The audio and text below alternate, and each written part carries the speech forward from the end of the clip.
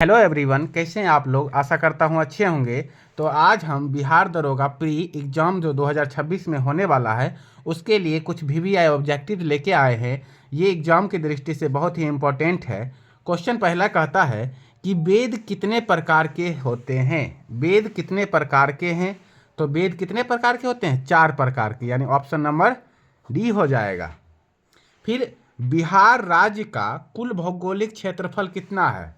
Option A है 94,200 वर्ग kilometre, B है 94,316 वर्ग किलोमीटर, सी दिया है 94,163 वर्ग किलोमीटर और डी दिया है 94,526 वर्ग किलोमीटर।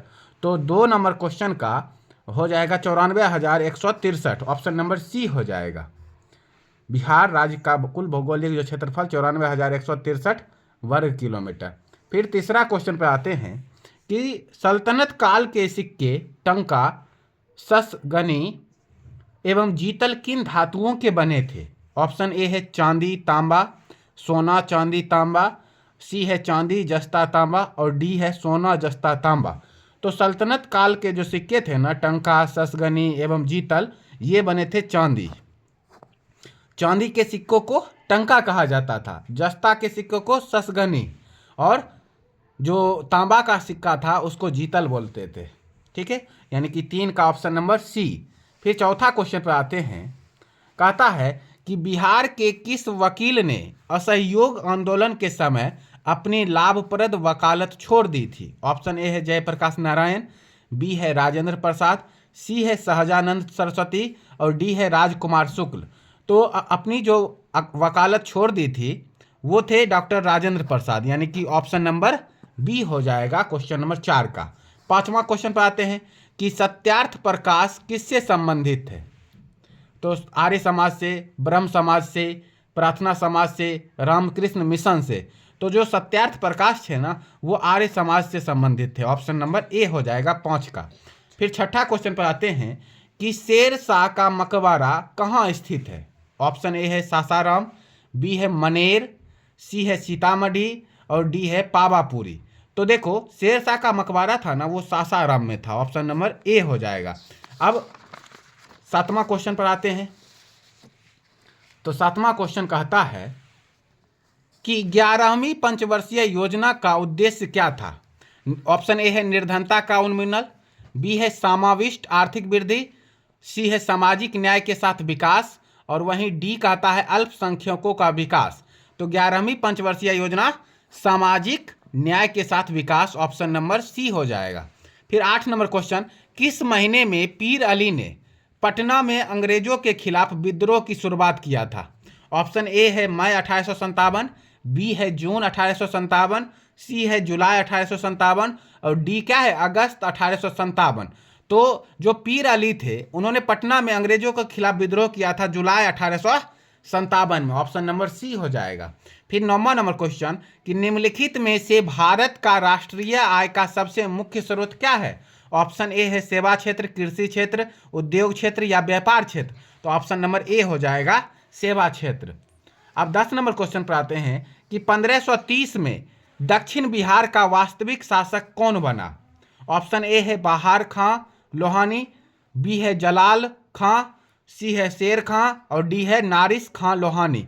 तो 1530 में दक्षिण बिहार का जो वास्तविक शासक बना था वो था शेर खां, शेरशाह सूरी ना, शेर खां की उपाधि मिला था शेरशाह सूरी को, यानी कि ऑप्शन नंबर सी हो जाएगा। फिर 11 नंबर क्वेश्चन कि बिहार का डालमिया नगर किसके लिए प्रसिद्ध है? रेशम, जूट, चमड़ा या सीमेंट के लिए? तो बिहार का डालमिया नगर जो है ना सीमेंट के लिए प्रसिद्ध है, ऑप्शन नंबर डी हो जाएगा। अब 12वां नंबर क्वेश्चन है कि भारत में राष्ट्रीय अपराध रिकॉर्ड ब्यूरो यानी एनसीआरबी की स्थापना कब हुई थी? 1986 में, 1991 में, 1975 में या 2001 में? तो एनसीआरबी की जो स्थापना है ना 1986 में हुई थी, यानी ऑप्शन नंबर ए हो जाएगा 12 का। फिर 13 नंबर क्वेश्चन पर आते हैं। 13 नंबर क्वेश्चन कह रहा है कि डीजीपी का पूर्ण रूप क्या है जो पुलिस पदानुक्रम में उच्चतम होता है? डीजीपी का पूर्ण रूप क्या है जो पुलिस पदानुक्रम में उच्चतम होता है? ऑप्शन ए है director general of prosecution, option B है deputy general of police, C है डायरेक्टर जनरल ऑफ पुलिस और डी क्या दिया है, डिस्ट्रिक्ट जनरल ऑफ पुलिस।